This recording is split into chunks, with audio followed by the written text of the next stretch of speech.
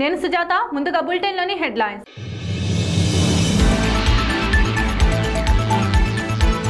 మిడ్జిల్ మండలం బోయిన్పల్లి గ్రామంలో ఈ నెల 18న జరిగిన దొంగతనం కేసును ఛేదించిన పోలీసులు. వివరాలు మీడియాకు వెల్లడి.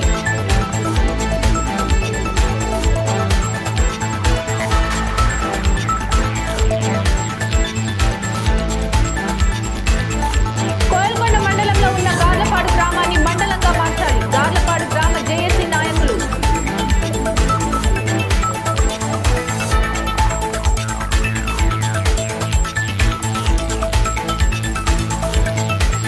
మహబూబ్ నగర్ జిల్లా మిడ్జిల్ మండలంలో ఘోర రోడ్డు ప్రమాదం. సంఘటనా స్థలాన్ని పరిశీలించిన జడ్చర్ల ఎమ్మెల్యే లక్ష్మారెడ్డి.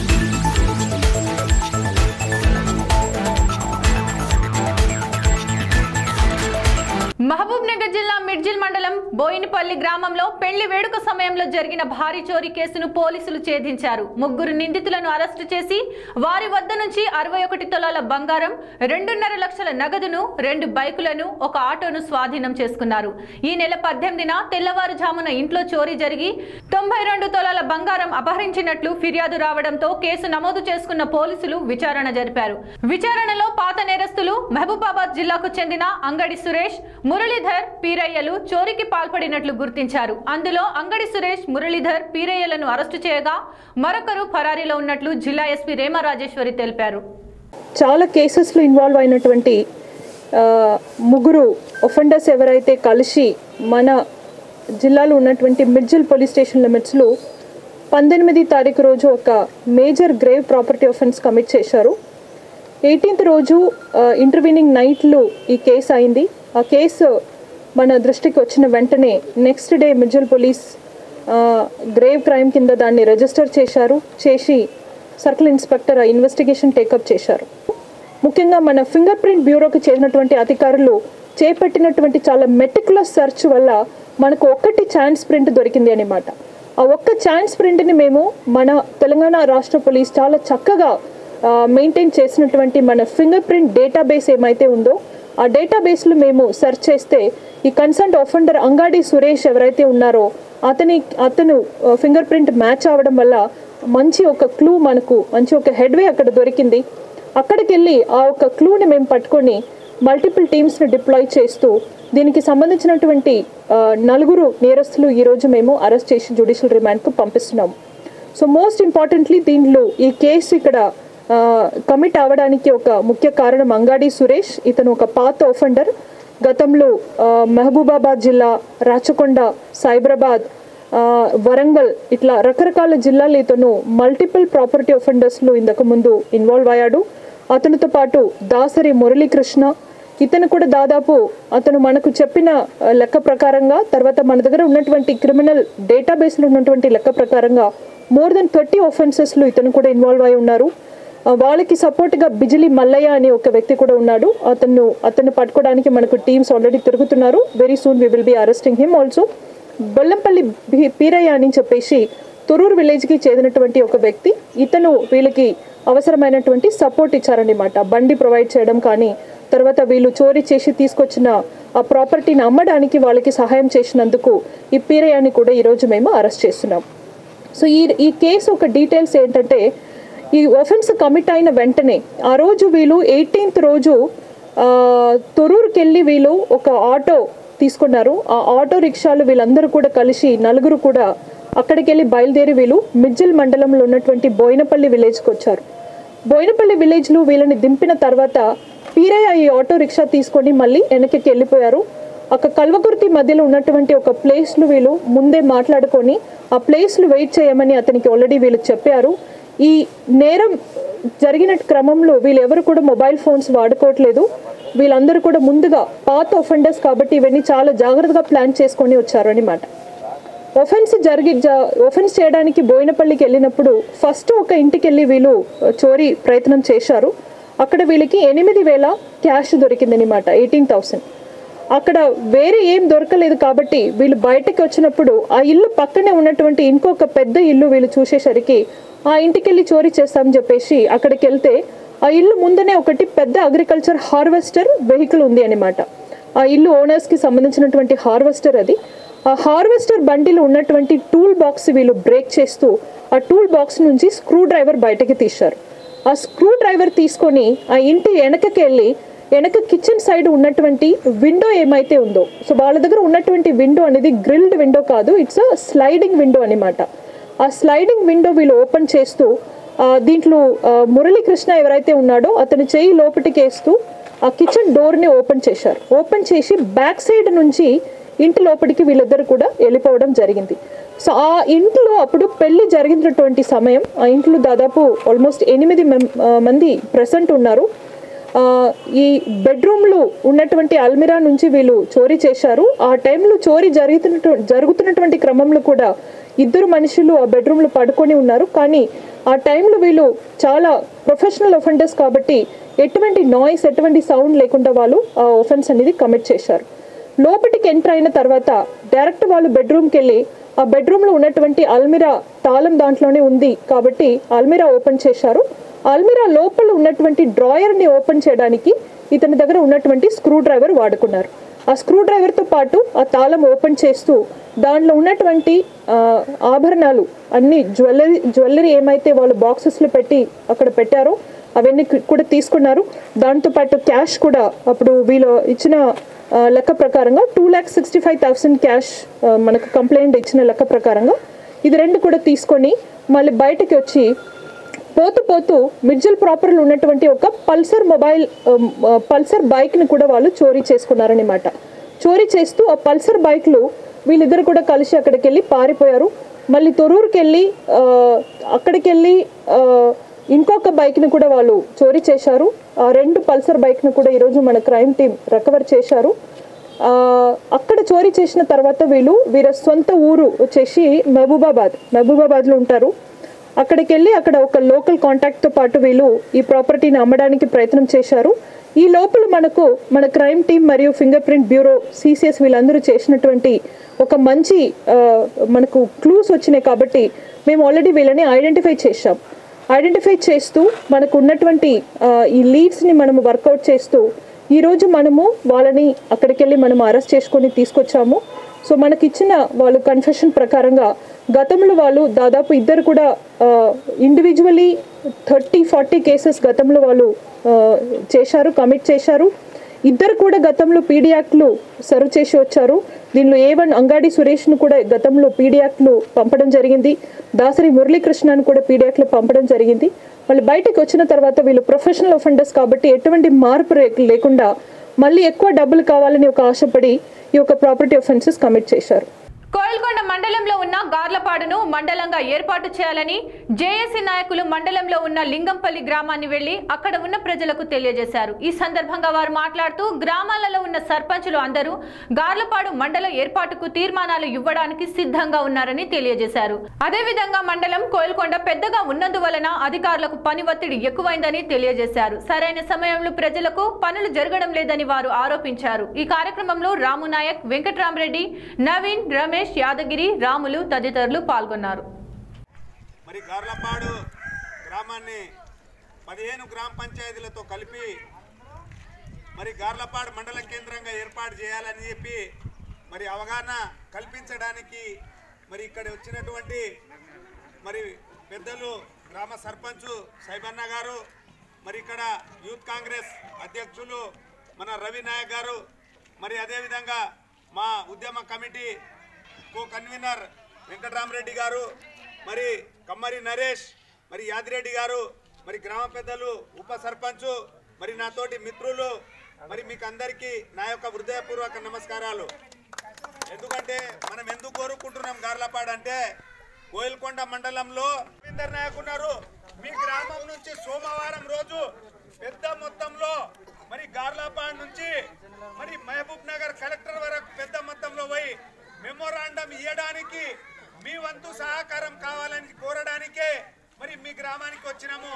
కావున మీరందరూ ఇప్పుడు ఏదైతే మద్దతు తెలిపిన మరి యువకులకు, నాయకులకు, సర్పంచులకు ధన్యవాదాలు తెలిపిస్తూ ముగిస్తున్నాను.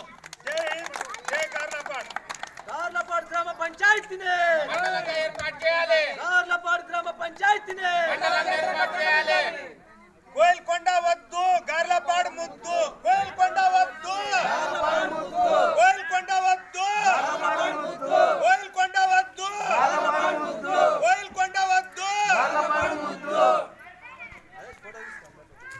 మహబూబ్నగర్ జిల్లా జడ్చర్ల మిడ్జిల్ మండలం కొత్తపల్లిలో రోడ్డు ప్రమాదం జరిగింది. కొత్తపల్లి గ్రామం నుండి మిడ్జిల్ వెళ్లే దారిలో ఇదే మలుపు దగ్గర గతంలో లారీ ఆటో ఢీకొట్టడంతో ఒక ఊరికి చెందిన 11 మంది చనిపోవడం జరిగింది. ఇదే ప్రాంతంలో ఈ రోజు రోడ్డు దాటుతుండగా లారీ ఢీకొని జక్క ఆంజనేయులు అనే వ్యక్తి మృతి చెందాడు. జడ్చర్ల నియోజకవర్గ ఎమ్మెల్యే లక్ష్మారెడ్డి సంఘటనా స్థలానికి చేరుకొని వివరాలు తెలుసుకున్నారు. కేసు నమోదు చేసుకొని దర్యాప్తు చేస్తామని మిడ్జిల్ ఎస్ఐ తెలిపారు.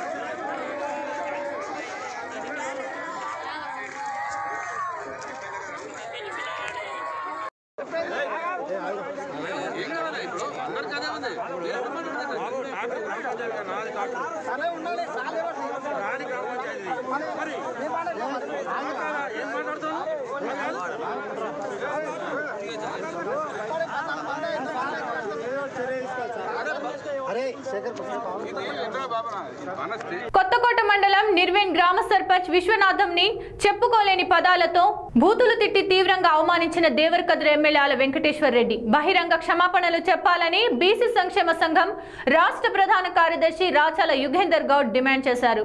బుధవారం వనపర్తి జిల్లా కొత్తకోట మండలంలోని నిర్వేన్ గ్రామంలో గ్రామ సర్పంచ్ విశ్వనాథంతో కలిసి మీడియా సమావేశం ఏర్పాటు చేశారు. ఈ సందర్భంగా రాచాల మాట్లాడుతూ ప్రజా సమస్యలపై గ్రామ అభివృద్ధి కొరకై రోడ్డు వేయండని అడిగిన పాపానికి ఎమ్మెల్యే చిందులు వేయడం సరికాదని, ఒక బీసీ సర్పంచ్ పై అగ్రవర్ణాల పెత్తనాన్ని సహించేది లేదని హెచ్చరించారు. నియోజకవర్గంలో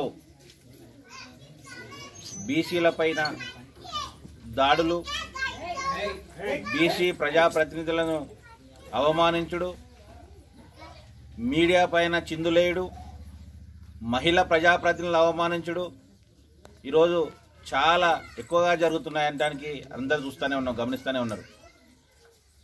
మరి విశ్వనాథ్ సర్పంచ్ గారు ఒక ప్రజాప్రతినిధి, గ్రామ ప్రథమ పౌరుడు.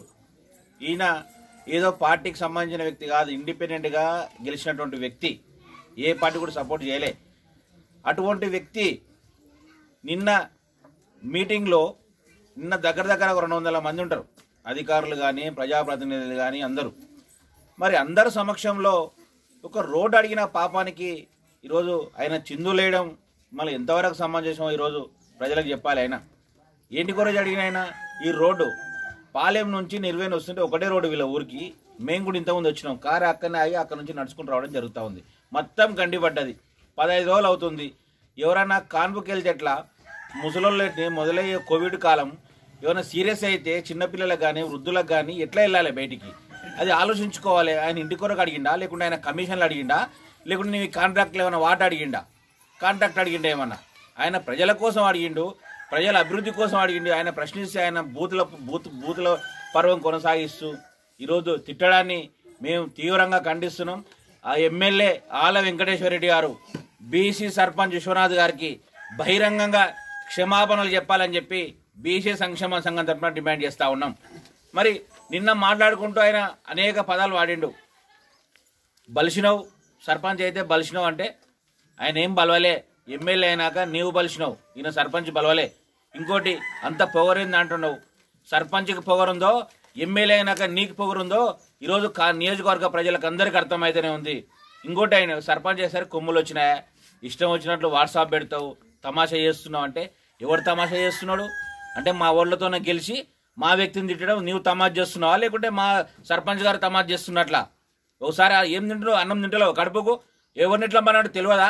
ఒక ఎమ్మెల్యే అయినావు, 100 కోట్లు కరోనా ప్రాజెక్టులు తీసుకున్నావు, మట్టి కొట్టుకుంటావు, ఈరోజు రోడ్డు అడిగిండు, అదే నీవు ఎమ్మెల్యేలు ఏం అడిగినావా? ఎమ్మెల్యే ఒక సర్పంచ్ కాబట్టి విజ్ఞత గల సర్పంచ్, బీసీ సర్పంచ్, ఈరోజు ప్రజల కోసం నిన్ను ఎమ్మెల్యే అడిగిండు. కానీ మళ్ళీ ఎమ్మెల్యే స్థాయి ఉన్న నీవు ముఖ్యమంత్రిని రోడ్డు అడగకుండా నీ ఫామ్ హౌస్ కొనికి రోడ్డు అడిగినావు. గౌరీదేవపల్లి మూల ఎమ్మెల్యే మళ్ళీ ఆయన గిట్లా ఇంటికి రోడ్డు అడిగిండా అన్నా? నీలాగా ఊరి కోసం అడిగిండు కదా.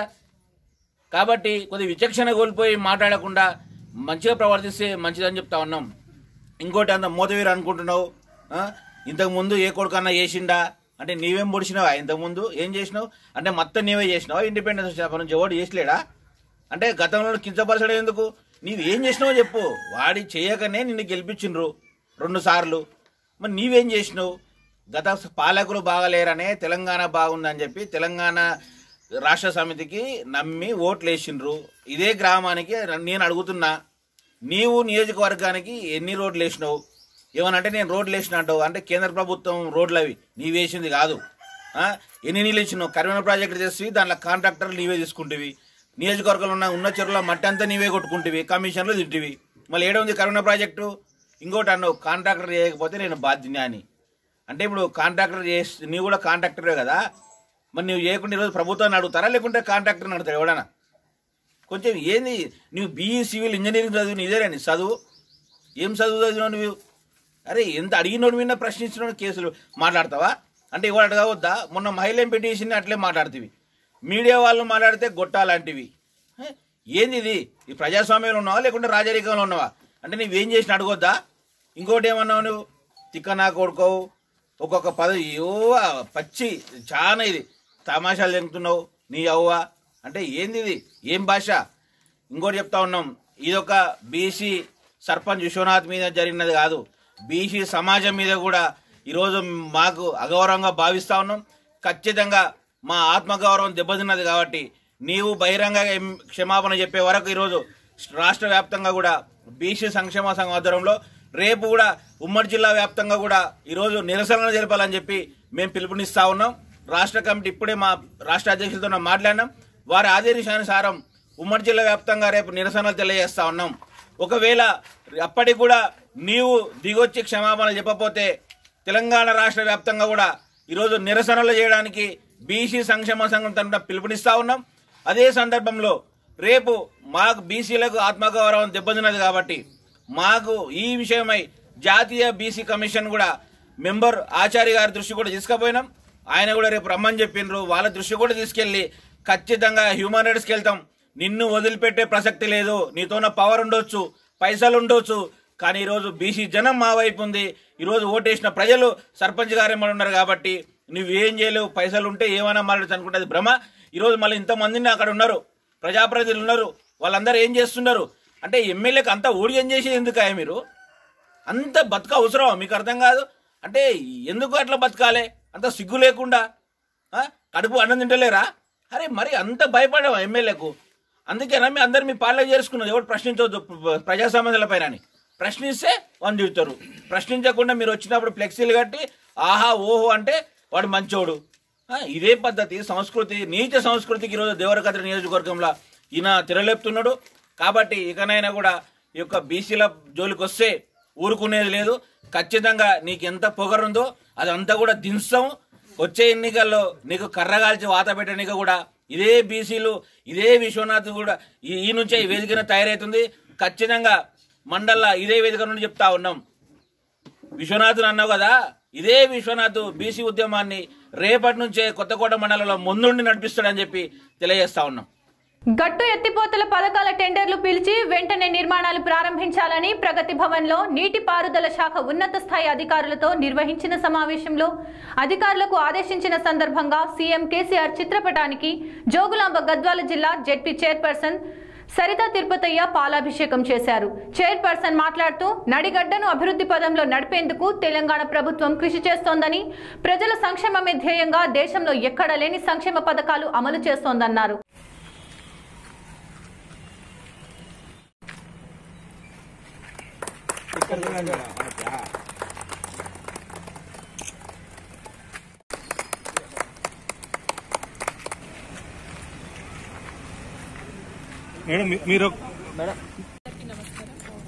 ఈరోజు మన ఎలక్షన్స్ టైంలో మన కేసీఆర్ గారు ఇచ్చిన మాట మళ్ళీ ఈరోజు నెరవేర్చుకోవడం జరుగుతుంది. మన ప్రజలందరి కళ్ళలో సంతోషం కనిపిస్తుంది. ఎందుకంటే కట్టు ఎత్తిపోతుల పథకానికి టెండర్లు పాస్ చేయమని స్టార్ట్ చేయమని చెప్పడం జరిగింది. కాబట్టి మా రైతులు, మా ప్రజాప్రతినిధులు అందరూ కూడా సంతోషం వ్యక్తం చేస్తూ కేసీఆర్ గారికి పాలాభిషేకం చేసుకోవడం జరిగింది. ఇలా రాబోయే కాలంలో కూడా ఇంకా ఎన్నో పథకాలు మన గద్వాల్ జిల్లాలో తీసుకురావడం మన కేసీఆర్ గారు ప్రయత్నిస్తున్నారు. వార్తలు ముగించే ముందు హెడ్లైన్స్ మరోసారి.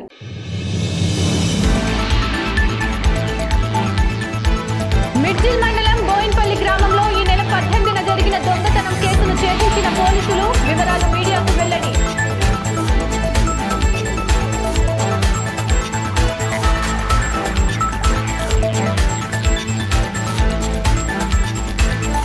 కోయల్కొండ మండలంలో ఉన్న గార్లపాడు గ్రామాన్ని మండలంగా మార్చాలి. గార్లపాడు గ్రామ జేఏసీ నాయకులు.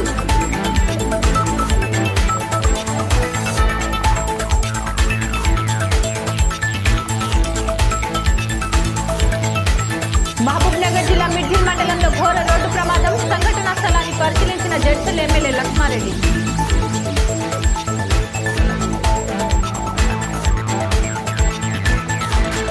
ఇవి వాటి వార్తలు. మరిన్ని వార్తలకై చూస్తూనే ఉండండి ఆర్కే న్యూస్. ప్రతి దృశ్యం ప్రజాపక్షం.